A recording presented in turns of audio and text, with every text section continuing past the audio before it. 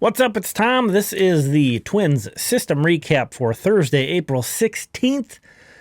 And we have a Saints win. Windsurge lost. The Colonels split their doubleheader, and the Mighty Muscles won. The Twins finally had a day off in April. They had gone 10-5 in that long stretch of games without a day off, so much deserved for them. And Fort Myers winning. Significant because they are now 8-4, the best record in the system. So shout out to them. But 3 stars of the day. The third star from Fort Myers, Riley Quick, making his second pro appearance. 3 no-hit innings. Did walk 3 guys, but 5 strikeouts.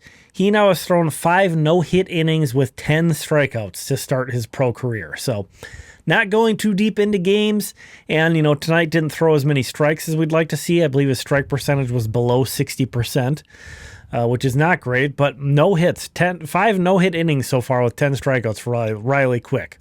Very impressive opening to his career. Second star, Eli Jones, did it again. After a very unimpressive first pro season, this guy is just rolling. Another 5 innings with only 1 run. So far, he has a 1.35 ERA, a 0.50 whip in 20 innings pitched.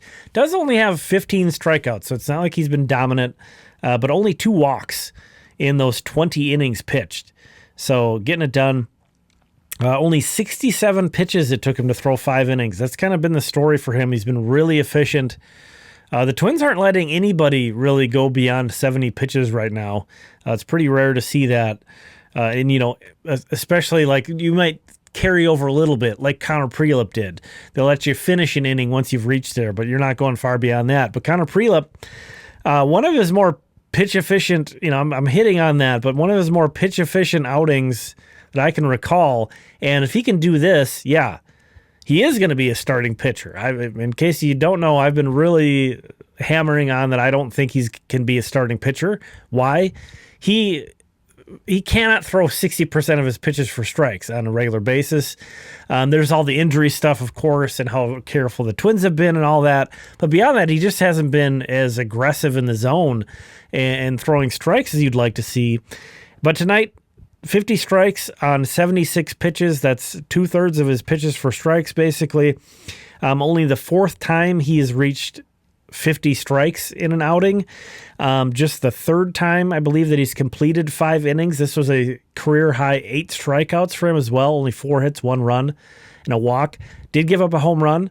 A guy who rarely, he only gives up singles and walks, essentially. Does not give up extra base hits. He did give up a home run tonight, but, we'll take it. If you've got to give up a home run here and there to be more pitch efficient and throw more strikes, do that. This was really impressive outing for Connor Prielipp and just very welcome to see as someone who's kind of questioned what he's going to be. This is a very encouraging outing for Connor Prielipp. On to the honorable mentions. Alan Roden, Ben Ross. I mean, these guys have been popping up on almost like a nightly basis on these. Both of them also had good games tonight. Yasser Mercedes, who rejoined Fort Myers not that long ago, had a big game tonight. Kendry Rojas, who followed Prielipp out of the bullpen. Kind of interesting to see that, but he had a clean outing. Then Michael Hilker, who was the 20th round pick, the final round pick in the draft last year out of Arizona, closed out that game for Fort Myers, earning a 3-inning save. He also threw 3 no-hit innings, much like Riley Quick did, struck out 4. So a tremendous outing from him. On to the star scoreboard. So Roden and Ross pick up some points. Eli Jones as well. So some guys who have been up at the top continuing to climb. Eli Jones overtaking James Ellwanger for the top pitcher spot. And then Connor Prielipp sneaking his way into the top 10.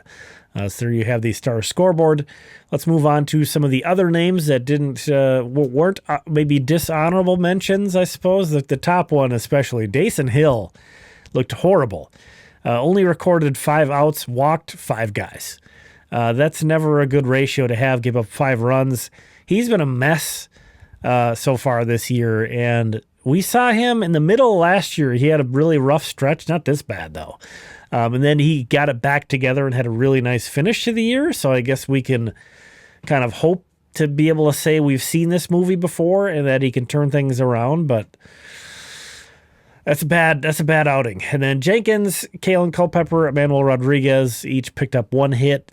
Culpepper and Rodriguez both had a double. Jenkins and Rodriguez both drew a walk. So there is that. Thanks so much for checking this one out. Appreciate you. We'll talk again tomorrow.